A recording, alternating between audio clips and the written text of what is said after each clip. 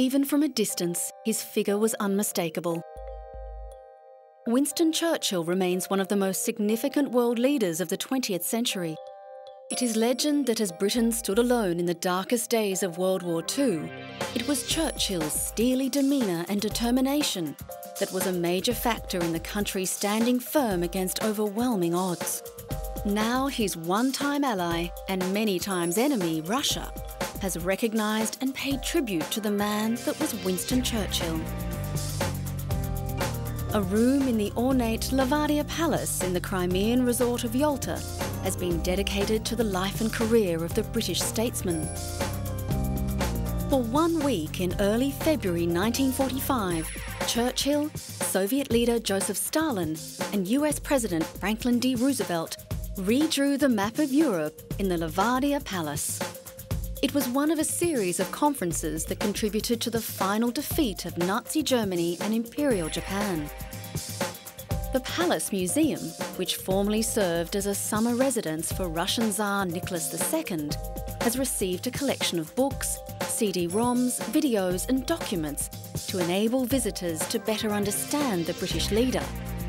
A bust of Churchill has also been donated to the collection by his daughter, Mary Soames. And it's a great opportunity to remember Churchill, who was voted in a BBC poll in 2003 the greatest Briton of all time. And I hope this means that many more people from Ukraine will get to know about Churchill. At the Yalta talks, the Big Three faced hard decisions on the future of Europe. At the time, Nazi Germany was being squeezed in an Allied vice, but not yet defeated.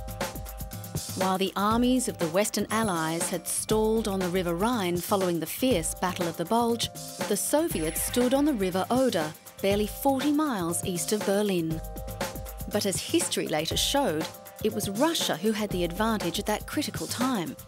They won the race to Berlin, and the Yalta Conference resulted in the post-war map that Stalin wanted.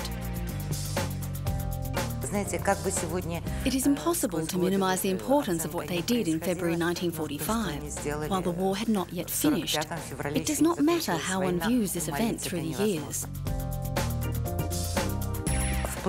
We also have plans to open Stalin's room by the 60th anniversary of the Crimea Yalta Conference in 2005. As Churchill later recalled, we had the world at our feet, 25 million men marching at our orders. We seemed to be friends. But it was also Churchill who later described the division of Europe between Western democratic governments and the Soviet-dominated communist regimes as though an iron curtain had descended across the continent. While Churchill's greatness as a wartime leader was undoubted, Britons did not see him as the man they wanted at the resumption of peacetime. By that time, his political career had stretched longer than 50 years. Besides including 2 world wars and the Great Depression, he saw the development of the airplane from paper to the jet engine and the birth of radio and television. But even opponents would have been wary of writing the great man off. Churchill was to regain power one last time in 1951 and was to revisit Russia and Stalin with the then US President Truman one last time in 1952. He died in 1964 at the age of 90.